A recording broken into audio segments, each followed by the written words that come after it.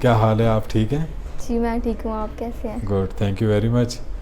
अच्छा महम, आज हम आपका इंटरव्यू रिकॉर्ड कर रहे हैं ताकि जो बाकी क्लाइंट्स हैं हाइट इंक्रीज़ के, जी जी उनको जो अपने मतलब फ्यूचर में जो उनके सवालात हैं उनको वो जवाब मिल जाए हाँ एक्चुअल जी पेशेंट से जी या एक्चुअल क्लाइंट से जिसने हाइट इंक्रीज़ का प्रोसीजर अडॉप्ट किया। तो आप ये बताएं कि महम, आपको हाइट बढ़ाने का ख़्याल कैसे आया? हाइट बढ़ाने का ख्याल तो मुझे इस तरह आया था कि अब मुझे जीनोवैरम का इशू था। जीनोवैरम यानी जी, आपके घुटने घुटने टेढ़े थे? टेढ़े थे, हाँ जी। आ, तो उसमें मैंने बहुत से डॉक्टर से कंसल्ट किया था, तो उनमें से एक सीनियर डॉक्टर ने मुझे आपका बताया था, ये मतलब किस शहर में बताया था उसने? गुजरात में। गुजरात में, हाँ जबकि जी, हम लोग इस्लामाबाद में होते हैं। इस्लामाबाद में होते हम्म, हैं। तो उन्होंने मुझे आपका बताया था, तो फिर मैंने क्या बताया था बाकायदा, उन्होंने? नाम लेकर बताया हाँ था? जी, क्या उन्होंने कहा बताया था डॉक्टर मेजर हाकान जहांगीर जंजुआ जो हैं, उनसे आप रब्ता करें तो वो इंशाल्लाह आपकी सर्जरी बहुत अच्छी करेंगे। अच्छा, तो फिर मैंने जीनोवैरम के लिए? जीनोवैरम के लिए। अच्छा, फिर? तो फिर जब मैं आई थी, आपने जब मुझे प्रोसीजर सारा एक्सप्लेन किया था, उसमें आपने मुझे गाइड किया था कि हम लोग इसी सर्जरी से आपकी हाइट भी इंक्रीज़ कर सकते हैं। तो ये मेरे लिए एक 2 in 1 प्रोसीजर था। 2 in 1 प्रोसीजर था, जी ठीक। यानी आपके उसी एक प्रोसीजर में हाँ जी आपके जो घुटने एक दूसरे के करीब नहीं थे, जीनोवैरम था, हाँ जी वो भी ठीक हो जाएंगे जी जी और आपके जो हाइट है भी टांगे भी इंक्रीज। लंबी हो जाएंगी, यानी जी हाइट भी बढ़ जाएगी। जी जी तो एक ही प्रोसीजर में आपको दोनों फ़ायदे नज़र आए। हाँ तो जी तब आपने डिसाइड किया जी कि हाँ ठीक है, मैं जीनोवैरम भी ठीक करवाती हूँ और साथ में हाइट भी हाइट भी बढ़ा इंक्रीज़ लूँगी। करा लेती हूँ। Very good. तो इस कंसल्टेशन में और ऑपरेशन के दरमियान कितना टाइम गुजर गया फ़ैसला करने में और तैयारी करने में, वालदैन को राज़ी करने में और एक्सपेंसेस बर्दाश्त करने में? टाइम तकरीबन तकरीबन 6 से 7 महीने हमें गुजर गए थे, क्योंकि हमने काफ़ी ज़्यादा डॉक्टर्स से रब्ता किया था, लेकिन सेटिस्फेक्शन मेरी यहीं पे हुई थी। फिर मैंने अपने वालदैन को राज़ी किया, उनको मिलवाया बाकायदा आपसे, तो उनकी भी रजामंदी यही थी कि हम लोग यहीं से करवाएं ऑपरेट। और एक्सपेंसेस वगैरह भी हमें बताए थे सारे, ऑलमोस्ट 8 लाख जो है वो एक्सपेंसेस आए थे सर्जरी के। अच्छा, वैसे हम लोग तो रुपीज़ में नहीं बताते, जी यार, डॉलर्स में में बताते हैं। ये $5,500 थे और $500 की मुझे कंसेशन मिली थी। अच्छा, ठीक है, डिस्काउंट चल रहा जी था, जी ठीक है। तो अब ये बताएं कि आपको हमने मतलब ऑपरेशन से पहले कुछ तैयारी करवाई थी? जी, फिज़ियोथेरेपी मेरी चलती रही थी 2-3 महीने पहले। जब मैंने डिसाइड किया था कि मतलब मैं ऑपरेट करवाऊँगी, तो तब से मेरी फिज़ियोथेरेपी डॉक्टर फ़ायज़ा हैं वो करवाती रही थी, और उससे भी मेरे मसल्स जो हैं वो काफ़ी ज़्यादा रिलैक्स हो गए थे। तो हमने आपको क्या बताया था कि ऑपरेशन से पहले फिज़ियोथेरेपी क्यों ज़रूरी है? इसलिए कि मतलब बाद में मसल जो है वो अपनी टोन को लूज़ कर देते हैं, तो फिज़ियोथेरेपी करने से जो है वो पेशेंट अपनी मतलब दोबारा अपनी वॉकिंग कंडीशन में आने के लिए उसको आसानी रहती है। और फ्रेम जो लगे होते हैं उस जी दौरान भी आप लोगों को फिर हाँ जी, बिल्कुल मतलब बिल्कुल। ये कि वो आपने सीखी होती है फिज़ियोथेरेपी जी और जी, आपके वो भी मसल्स सारी और पहले जॉइंट्स? से ही, हाँ जी, जो लेज़ारो फ्रेम्स है ना, उसके लिए भी फिज़ियोथेरेपी पहले से ही करवाई जाती है। अब हम ये बताएं कि आपका जब ऑपरेशन होना था जी तो उसके लिए जो है आपके कुछ टेस्ट, लैब टेस्ट, एक्सरेज, जी वो क्या क्या हुआ? एक्सरेज हुए थे मेरे साथ में। उन एक्सरे में क्या ख़ास बात थी? एक्सरे में मेरा बोन इशू था ना, वो जीनोवैरम का, तो घुटने मेरे टेढ़े थे, बस वही पता चला था। और जो कंप्लीट ब्लड काउंट किया था, और फिर साथ में जो नॉर्मल ब्लड टेस्ट होते हैं, और विटामिन डी लेवल भी जो है वो उसका भी टेस्ट हुआ था। वो नॉर्मल था आपका? नहीं, मेरा नॉर्मल नहीं था। तो उसको बहुत फिर हमने ज़्यादा। नॉर्मल किया जी, है उसको ना, वो नॉर्मल भी किया। ज़रूरी था। जी तो हम टेस्ट इसलिए करवाते हैं कि आपके अगर कोई अबनॉर्मेलिटी है तो हाँ जी, ऑपरेशन से पहले उसको पता ठीक कर चल जाए। लें, हाँ ठीक है जी ना। सर। इसके अलावा जो है एक्सरे में आपकी मेजरमेंट हुई थी? हाँ जी, एक्सरे में मेरी वो क्या, मेजरमेंट हुई थी। वो वो फीमर कैसे से, की थी हमने? फीमर के हेड से लेके वो एंकल तक की सारी मेजरमेंट हुई थी। और एक्सरे के ऊपर ही हुई एक्सरे थी? के ऊपर ही हुई थी मशीन पे? हाँ जी। अच्छा, तो वो दोनों टांगे आपकी बराबर थी? हाँ जी, बराबर थी। अच्छा, तो वो मेजरमेंट का क्या फ़ायदा हुआ आपको? उस मेजरमेंट का फ़ायदा ये हुआ कि अब ऑपरेट से पहले और ऑपरेट के बाद जब हम लोग मेजरमेंट करते जा रहे थे, तो हमें पता चल रहा था कि किस तरह से मेरी हाइट इंक्रीज़ हो रही है। एक्सरे के ऊपर पता एक्सरे चला? के ऊपर, हाँ जी। है ना, जब भी आप महीने में एक दफ़ा एक्सरे ऑपरेशन के बाद, जी। क्या रूटीन था एक्सरे का? एक्सरे की रूटीन ये थी कि जैसे पोस्ट ऑपरेटिव जो भी प्रोसीजर था उसमें वीकली तो सर आप मतलब हमें विज़िट करते थे, होम विज़िट देते थे, और मंथली हमने एक बार आके एक्सरे करवाना होता था। उसमें सारी बोन की कंडीशन और मेजरमेंट वगैरह होती थी। तो वो दोनों मेजरमेंट्स इक्वल चल रही थी? नहीं, मेरी एक टांग की थोड़ी सी कम थी और हाँ एक जी, की ज़्यादा एक की थी, तो ज़्यादा उसके थी। लिए फिर उसको क्या बाद करते थे? फिर बाद में मेरी लेफ़्ट टांग की जो थी मेजरमेंट कम थी, तो फिर राइट को रोक के वहीं पे तो फिर लेफ़्ट को लंबा किया गया था, तो फिर दोनों की मेजरमेंट बराबर हो गई थी। ठीक है। तो महम, आप ये बताएं कि ऑपरेशन से पहले आपको हमारा जो सारा प्रोसेस है मेडिकल का, जी जी, कि ये ऑपरेशन कैसे होगा और क्यों होगा और क्या करेंगे और इसमें जो है ना अद्वियात क्या देंगे और इलाज कैसे चलेगा, तो इसकी इन्फॉर्मेशन सारी थी आपके पास?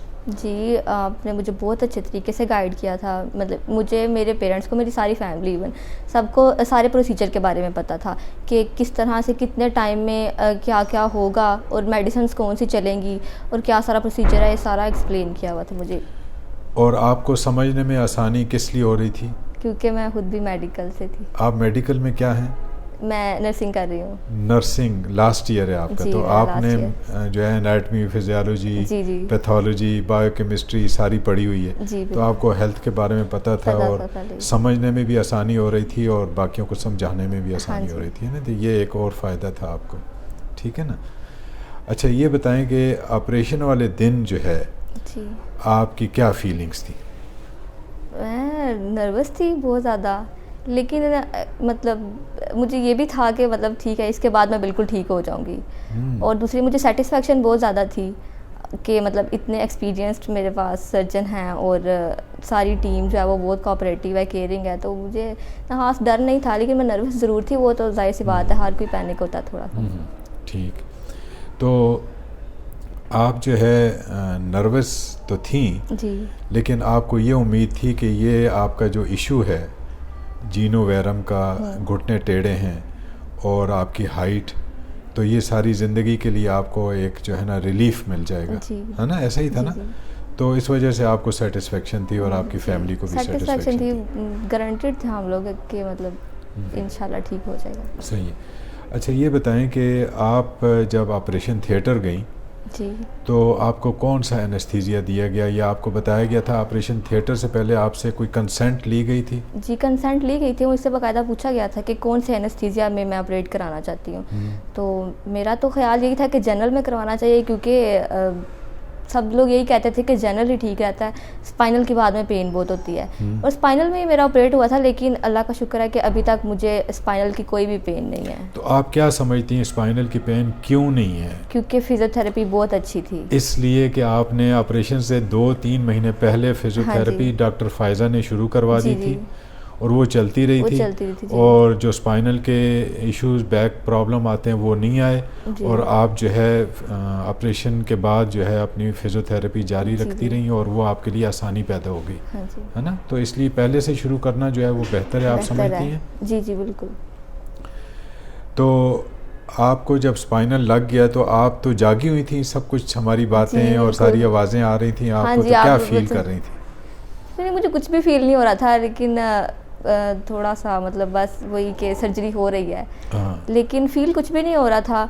और आप लोग कोऑर्डिनेट कर रहे थे मेरे साथ, तो मुझे पता चल रहा था कि अभी जैसे आपने मुझे तकरीबन 2-3 घंटे के बाद बताया भी था कि एक टांग की सर्जरी हो गई है, तो तब भी मैं कॉन्शियस थी बिल्कुल। कोई भी इतना पैनिक होने वाली बात नहीं है इसमें। अच्छा, टोटल टाइम आपकी सर्जरी पे कितना लगा था अंदाज़न? 5 to 6 आवर्स लगे। 5 to 6 आवर्स, ठीक है।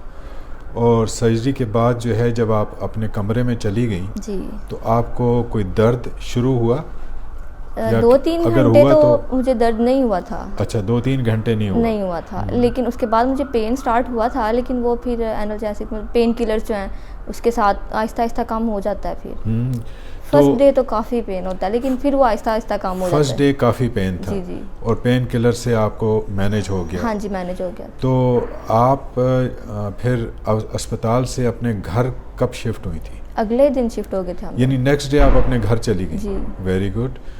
तो घर में अच्छा, और फिजियोथेरेपी आपकी कितनी देर बाद शुरू हुई थी ऑपरेशन के बाद? फिजियोथेरेपी ऑपरेट के हाफ एन आवर बाद ऑलमोस्ट मेरी शुरू हो गई थी। जी। यानी जो फिजियोथेरेपी आपको सिखाई गई थी, और हमारे फिजियोथेरेपिस्ट आई थी ना मेरे पास ऑपरेट के फ़ौरन बाद ही, तो फिर उन्होंने देखा जैसे थोड़ी मैं स्टेबल हुई हूँ, तो उन्होंने मेरी फिजियोथेरेपी एक दफ़ा करवाई थी, फिर नेक्स्ट डे भी उन्होंने मॉर्निंग में मेरी फिजियोथेरेपी कराई थी, और उसके बाद वीकली वो होम विजिट देती थी मुझे डॉक्टर हमारे साथ। ठीक है। तो आपको जो टीम होम विजिट करती रही उसमें कौन कौन शामिल था, सबका बताएं। एक मैं था सर्जन। जी जी, एक आप थे सर्जन, और दूसरी फिजियोथेरेपिस्ट थी। कोऑर्डिनेटर होते थे नसीरुद्दीन शाह साहब। हाँ जी, नसीरुद्दीन शाह साहब आपके कोऑर्डिनेटर थे, वो भी बहुत अच्छे हैं। और साथ फिर हमने एक दो दफ़ा विज़िट लिए थे वो उनके ओटीए जो थे आपके सुनील। हाँ जी, सुनील। उन्होंने वूंड क्लीन करने होते थे, फ्रेम सारा साफ़ करना होता था, लेकिन फिर वो मैं खुद भी मेडिकल से थी, तो फिर मैंने कहा खुद ही कर लेते हैं। यानी आप फ्रेम की और वूंड केयर आप खुद कर रही थी? हाँ जी। शुरू के दो तीन विजिट्स में वो आके उन्होंने मुझे बाद आपने खुद शुरू कर दिया। जी। और मैंने देखा कि आपको कोई ग्रॉस इन्फेक्शन नहीं हुई 7-8 महीनों में? नहीं, कोई इन्फेक्शन नहीं, क्योंकि आपके वुंड्स बहुत क्लियर होते थे, पिन साइट्स बहुत क्लीन होती थी। जी। तो वो आप खुद करती थी या आपके रिलेटिव्स करते थे? मैं खुद ही करती थी। आप खुद करती थी, good, very good.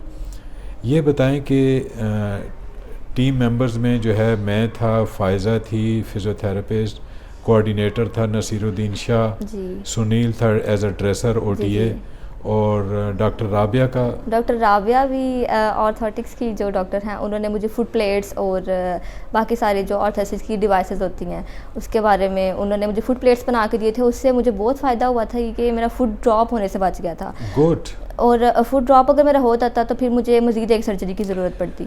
Foot drop उसको हम नहीं कहते, एंकल कॉन्ट्रैक्चर, लेकिन आम जुबान में तो सर हम फिर फुट ड्रॉप हम तब कहते हैं जब नर्व डैमेज हो जाए। तो आपके कोई नर्व डैमेज तो नहीं हुई ना? नहीं, कोई नर्व डैमेज नहीं हुई। तो आपके जब हम टांगे लंबी करते हैं तो एंकल कॉन्ट्रैक्चर्स डेवलप होने का ख़तरा होता है, तो उसको हम पहले दिन से ही आपको फिजियोथेरेपी शुरू करवा देते हैं और फुट प्लेट्स बनाते हैं, ताकि जो है ना आपके एंकल जो है वो न्यूट्रल पोजीशन में टाइड आप वो फ्रेम के साथ, ऐसा ही है ना? हाँ जी।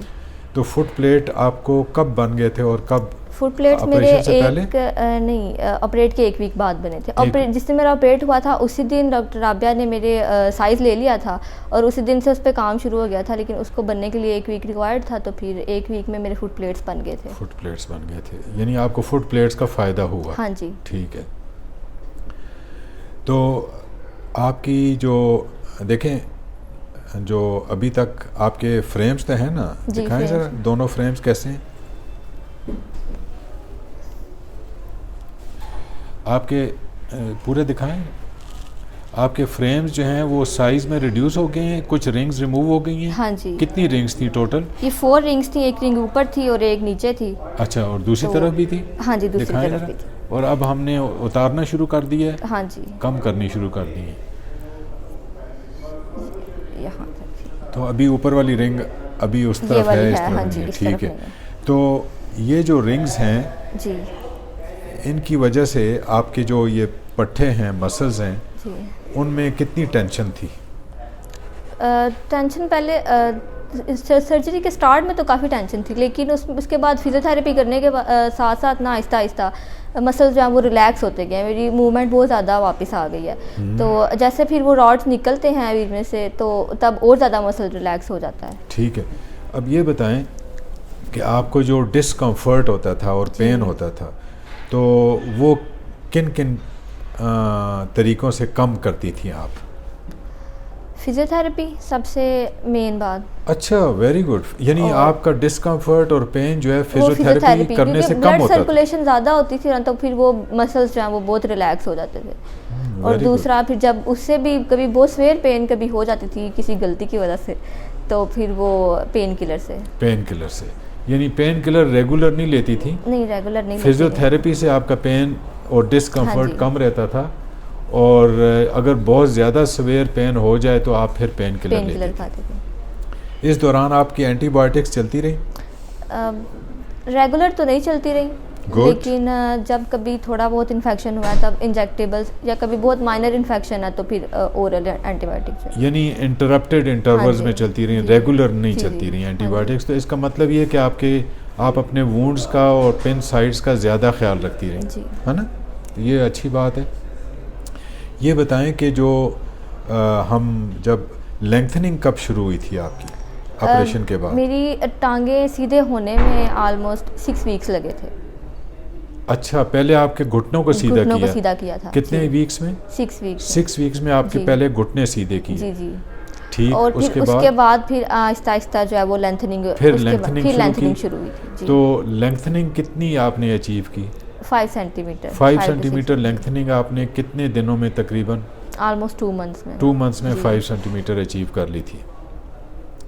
तो आपकी फिजियोथेरेपी जो है वो इन फेजेस के दौरान चेंज होती रही? जी, चेंज होती रही थी। वो किस तरह चेंज होती रही? मतलब फायजा क्या मतलब डॉक्टर फायजा जो है वो कैसे, यानी अपना डॉक्टर आपको- फायजा वो हेड टू टो तक, मतलब हर जॉइंट की फिजियोथेरेपी मुझे करवाती थी। यानी अपर गर्दन, लिम्स की, अपर लिम्ब, हाँ जी, बैक और फिर लोअर लिम्स की। अच्छा। इवन हर जॉइंट की मेरी फिजियोथेरेपी तो होती है। आप क्या समझती हैं कि आपकी तो टांगों का ऑपरेशन हुआ है, तो पूरी बॉडी की फिजियोथेरेपी क्यों ज़रूरी थी? क्योंकि सपोर्ट तो मुझे फिर अपर लिम्स की चाहिए थी ना, तो अपर लिम्स अगर स्ट्रांग होते तो फिर ही मैं मूव कर सकती थी। गुड। देखें, ये आप समझती हैं ना, नर्स हैं तो आप समझती हैं, आप कर रही हैं, वेरी गुड। अब ये और क्लाइंट्स को कितना हेल्प होगा क्योंकि जी। पूरी जिस्म की फिजियोथेरेपी कितनी ज़रूरी है। जी। ठीक है। तो हमारा ये होता है कि ये फिजियोथेरेपिस्ट हमें बताएगी कि जो है डिफरेंट फेजेस में हाँ जी। फिजियोथेरेपी सेम रहती है या चेंज होती है। डॉक्टर फायजा, आप हमें ज़रा थोड़ा सा बता दें प्लीज़। डॉक्टर फायजा, आप जो है इनकी फ़िज़ियोथेरेपी जैसे इन्होंने बताया ऑपरेशन से पहले 2-3 महीने पहले आपने शुरू कर दी थी, और फिर जो है ऑपरेशन के फ़ौरन बाद आपने शुरू की। फिर जीनो वैरम को, घुटनों को हम सीधा कर रहे थे, उस दौरान आपने फ़िज़ियोथेरेपी की, और फिर लेंथनिंग हमने शुरू की, फिर फ़िज़ियोथेरेपी आपने करवाई, और जब हमने लेंथनिंग स्टॉप कर दी तो फिर भी आप फिजियोथेरेपी करवा रही हैं। तो इन सब, और जब अब फ्रेम्स उतर रहे हैं और जब फ्रेम्स पूरे उतर जाएंगे तो तब भी आप फिजियोथेरेपी करवाती रहेंगी। तो ये मुख्तलिफ़ फेजेज़ हैं हाइट इंक्रीज़ के। तो इन फेजेज़ में आप समझती हैं, हमें बताएंगी या क्लाइंट्स को कि ये फिजियोथेरेपी एक जैसी होती है या ये चेंज होती रहती है, या डिफरेंट स्टाइल्स होती हैं, या डिफरेंट क्राइटेरिया होता है? अस्सलाम वालेकुम। पहले ऐसा है कि हमारे पास जो फिजियोथेरेपी में स्टार्टिंग हम लोग सिर्फ और सिर्फ रेंज ऑफ मोशन से लेते हैं, जिसमें सिर्फ हम रेंज ऑफ मोशन जो है पेशेंट की जो इम्प्रूव करते हैं। फिर उसके बाद हम डे बाय डे जो है हम पहले उसकी स्ट्रेंथनिंग की तरफ आते हैं। फिर हम देखते हैं कहीं पे कोई किसी जॉइंट में इनका कॉन्ट्रैक्चर तो नहीं बन रहा। अगर कॉन्ट्रैक्चर बन रहा होता है तो हम पहले उसको मैनेज करते हैं। उसके बाद जो है हम बाकी स्ट्रेंथनिंग प्रोटोकॉल की तरफ जाते हैं। उसमें हमारे लिए अपर लिम्ब इसलिए ज़रूरी होता है क्योंकि पेशेंट जो है उसने अगर लोअर लिम्ब की सर्जरी करवाई हुई है तो लेंथनिंग में होती ही लोअर लिम्ब की है, तो उसमें हमें जो है पेशेंट को अपर लिम्ब इस वजह से स्ट्रॉन्ग रखना होता है और साउंड रखना होता है ताकि पेशेंट जो अपना जितना भी वेट है वो अपने अपर लिम्ब के ऊपर जो है वो लेके चल सके। ऐसा होता है कि अगर हमारे पास पेशेंट जो है अगर उसने सर्जरी करवाई है तो हम उसके नेक्स्ट डे ही जो है उसकी जो है हम वॉक स्टार्ट करवा देते हैं। और जब हम उसकी वॉक स्टार्ट करवा देते हैं तो इस वजह से स्टार्ट करवाते हैं ताकि पेशेंट जो है वो बेड रिडन ना रहे, क्योंकि इस टाइम पे जो है पेशेंट को अपना थोड़ा ख्याल करना पड़ता है। सिर्फ और सिर्फ वॉक ज़रूर करे लेकिन थोड़ा ध्यान से वॉक करे। बाकी ये है कि पेशेंट जो है 8 to 9 मंथ जो उसको वाले ज़रूर लगे होते हैं लेकिन उसमें भी वो वॉक ज़रूर कर रहा होता है। स्टार्टिंग में पेशेंट के लिए वो पेन भी होता है वॉक करने में, लेकिन हम उसको डिफरेंट टेक्निक्स बताते हैं। उसने आर्म किस तरह से कौन से पोजीशन में रखनी है, उसने अपनी बैक कौन सी पोजीशन में रखनी है, और उस तरीके से जो है वो वॉक करता है। फिर उसके बाद उसके हिप मसल्स और हिप के जितने भी जॉइंट हैं, नी जॉइंट है, हम उसको लेके चलते हैं ताकि पेशेंट जो है वो हमारे साथ कोऑपरेट भी करे और हमारे साथ जो है वो वॉक कर भी सके। उसमें इतना हो कि पेशेंट को जो है पेन ना हो। फिर हमारे क्वाड्रिसेप्स मसल्स हैं, हमारे हैमस्ट्रिंग्स मसल्स हैं, हमारे काफ मसल्स हैं, इन सब मसल्स को जो है हमने स्ट्रॉन्ग करना होता है ताकि पेशेंट जो है वो अच्छे से वॉक कर सके। स्टार्टिंग में तो जो वॉक होती है वो हम फ्रेम के ज़रिए ही करवाते हैं। उसके बाद जो है हम वॉक जो है आहिस्ता आहिस्ता इंडिपेंडेंट पेशेंट को कहते हैं वो करना स्टार्ट करें। फिर डिफरेंट स्टेजेस के बाद जो है पेशेंट जो है काफ़ी टाइम बाद जो है अपनी इंडिपेंडेंट वॉक की तरफ आता है। तो यानी आप ये बता रही हैं कि डिफरेंट फेजेस में आप डिसाइड करती जाती हैं कि Yes. मैंने लेंथनिंग के दौरान क्या करना है। जी ऐसा ही है। और जब लेंथनिंग स्टॉप हो गई उस वक्त हमने कौन से प्रोटोकॉल्स अडेप्ट करने, ऐसा ही है। और जब फ्रेम उतर गए तो अब क्योंकि बोन्स के ऊपर सारा प्रेशर जो है वो गया है, तो मसल्स हमने का क्या करना है, बैलेंस कैसे क्रिएट ऐसा करना ही है। है। फिर उसके बाद सारा जो है जब फ्रेम उतर जाएंगे फिर जो है सारा काम इनके मसल्स नहीं करना है, और सारा जो है इनकी बैलेंस अगर इनके पास अच्छा होगा तो उसके बाद जो है वो वॉक कर सकेंगी। तो उस टाइम जो होते हैं हम ज़्यादातर जो है वो स्ट्रेंथनिंग प्रोटोकॉल जो है वो अपनाते हैं ताकि पेशेंट जो है वो अच्छे से वॉक कर सके और उसको डिफ़िकल्टी वॉकिंग में ना हो। तो आप क्या समझती हैं कि जैसे आपने बाकी हाइट वाले पेशेंट्स भी अटेंड किए हुए हैं, और ये पर्टिकुलर महम जो है, जो पेशेंट है हमारा या क्लाइंट है, तो इसने जैसे फिज़ियोथेरेपी और प्रोटोकॉल्स को फॉलो किया, हमारी इंस्ट्रक्शंस को फॉलो किया है, तो रिलेटेड टू फिज़ियोथेरेपी इसकी प्रोग्नोसिस यानी इसका जो फ्रेम कम्प्लीटली जब उतर जाएंगे तो इसकी बाकी जो महीने या 1-2 साल हैं वो कैसे होंगे? इंशाल्लाह बाकी पेशेंट की तरह ये भी माशाल्लाह बहुत अच्छा प्रोग्रेशन हमें शो करेंगी। इनका ये है कि इनकी बाकी मसल्स इनकी माशाल्लाह बहुत स्ट्रॉन्ग है, सिर्फ और सिर्फ इनको जो है स्ट्रेंथनिंग प्रोटोकॉल की तरफ बहुत ज़्यादा लेके जाएंगे ताकि जो है इनको वॉकिंग में ईजी हो। बाकी पेशेंट के बहुत हमारी कोऑपरेटिव पेशेंट हैं, इन्होंने हमारी वाकई इंस्ट्रक्शंस बहुत ज़्यादा फॉलो की हैं और उसके ज़रिए जो है ना इनको ना नुकसान हुआ और ना हमें नुकसान हुआ। तो आप ये कहना चाहती हैं कि जब फ्रेम्स उतर जाएंगे तो आपकी प्रोटोकॉल जो है वो चेंज हो जाएगी। बेसिकली आप जो है स्ट्रेंथनिंग पे तवज्जो देंगी कि इनके जो क्वाड्रिसेप्स मसल्स हैं और हैम्स हैं और आइलियोसास मसल्स हैं और हैमस्ट्रिंग और गैस्ट्रोक्नीमियस मसल्स के ऊपर काम करेंगे, उनकी स्ट्रेंथ बढ़े, जिसकी वजह से इनके बैलेंस में और चलने में ईजी हो जाएगा। और आप समझती हैं कि जो है अगर टाइम पीरियड पे भी फ़र्क पड़ेगा, यानी अगर ये सुस्ती करती हैं फिज़ियोथेरेपी में और जैसे ये कर रही हैं तो रिकवरी में इनका फ़र्क पड़ मतलब अगर जो फिज़ियोथेरेपी इन्होंने स्टार्टिंग में बहुत अच्छी की है लेकिन एंड पे अगर ये थोड़ा डिले करेंगी तो फिर उसमें इनको अफेक्ट होगा, क्योंकि जब हमारे पास ज़रा उतर जाते हैं फिर सारा वेट जो है वो इनके ऊपर ही आ जाता है, इनकी जॉइंट के ऊपर, इनके मसल्स के ऊपर आ जाता है, और जो नई बोन बनी है उसके ऊपर आता है और नई बोन जो है उसके ऊपर अगर जब तक वो स्ट्रॉन्ग नहीं होगी तो उस टाइम तक ये अच्छे से चल नहीं सकेंगे और फिर इनको पेन होगा और फिर वहाँ पे कॉम्प्लिकेशंस बनने के चांसेस हैं। तो मैं महम को ये बताना चाहता हूँ कि जब आपके अब फ्रेम हम उतार रहे हैं, आज हम उतारेंगे कंप्लीट फ्रेम्स, तो हम आपको जो है अबव नी प्लास्टरिंग कर देंगे और उससे पहले आपके जो है पैटेलर बेयरिंग जो ब्रेसेस हैं वो टिबिया के लिए टिबियल ब्रेसेस आपके हम कस्टमाइज ब्रेसेस के लिए आपकी कास्टिंग करेंगे जो कि 1 हफ्ते में तैयार हो जाएंगी और फिर आपके ये प्लास्टर उतर जाएगा और आपको हम ब्रेसेस पहनाकर आपको फिज़ियोथेरेपी के थ्रू जो है आपको चलाना सिखाएंगे दोबारा से। जब आप ये चलेंगी तो आप क्योंकि कैलस जो है वो उसके ऊपर डायरेक्ट प्रेशर आ रहा है और कुछ थ्रू ब्रेस के थ्रू आ रहा है, तो आपके कैलस जो है वो अभी तो टेंडर नहीं है, पेनफुल नहीं है, लेकिन फिर पेनफुल हो सकता है। तो उस पेन का मकसद, पेन ये हमें बता रहा है कि वेट बेयरिंग थ्रू कैलस हो रही है, जिससे कैलस की मैचुरेशन जो है वो अच्छी होगी, इंक्रीज़ होगी और रैपिड होगी। और इस दौरान दर्द के बावजूद आपने अपनी फिज़ियोथेरेपी स्टॉप नहीं करनी और इस तरह चलानी है जैसे कि डॉक्टर फ़ायज़ा जो है आपको बताएंगी, ताकि जो है आपके कैलस को भी नुकसान ना हो और उसकी मैचुरेशन भी प्रॉपरली हो और आपके मसल्स भी वीक ना हो। क्योंकि अगर आप जो है जैसे ही आप फिज़ियोथेरेपी कम कर देंगी, नहीं करेंगी पेन की वजह से, तो आपकी ये थाई मसल्स हैं ये फ़ौरन वेस्टिंग शुरू कर देंगे और आपका चलना मुश्किल हो जाएगा और इनका गेट भी, और जो आपकी वॉकिंग गेट है उस पर भी फ़र्क आएगा। तो इसलिए जो है आपने फ़िज़ियोथेरेपी हर 6 घंटे बाद हम एडवोकेट करते हैं, तो वो आपने जारी रखनी है। हम आप कुछ पूछना चाहती हैं फ्रेम उतारने से पहले? और फ्रेम के अच्छा, तो यानी बहुत बहुत शुक्रिया आपने, हमारा मतलब ये कि पूरे प्रोसेस को उसी तरह फॉलो किया जिस तरह हमने वेबसाइट पे दिया हुआ और वो सारा आपने स्टडी किया था और उस प्रोटोकॉल को आपने फॉलो किया जिसका आपको बहुत फ़ायदा हुआ और आप जो है पहले दिन से चल रही हैं सहारे के साथ, पहले फ्रेम क्रचेस के साथ और जो है ना अपनी फिज़ियोथेरेपी करती रहीं और वुंड्स को और पिन साइट्स को आप ख़ुद क्लीन करती रहीं और जो है ना हमें कोई मेजर कॉम्प्लिकेशन नज़र नहीं आई। छोटी मोटी जो कॉम्प्लिकेशन थी, पिन साइट की इन्फेक्शन हो गई या एक टांग पीछे रह गई, उसको हमने इन मैनेज टाइम कर जो है लिया। करेक्ट कर लिया। तो आपका जो है हमारे पास पिंडी में, रावलपिंडी और इस्लामाबाद में स्टे भी रहा है जी। और आप गुजरांवाले से आकर यहाँ पर स्टे करती रही हैं, और फिर जब आपकी लेंथनिंग कंप्लीट हो गई तो फिर आप हर महीने एक दफ़ा आप आती रही और फॉलो अप करती रही।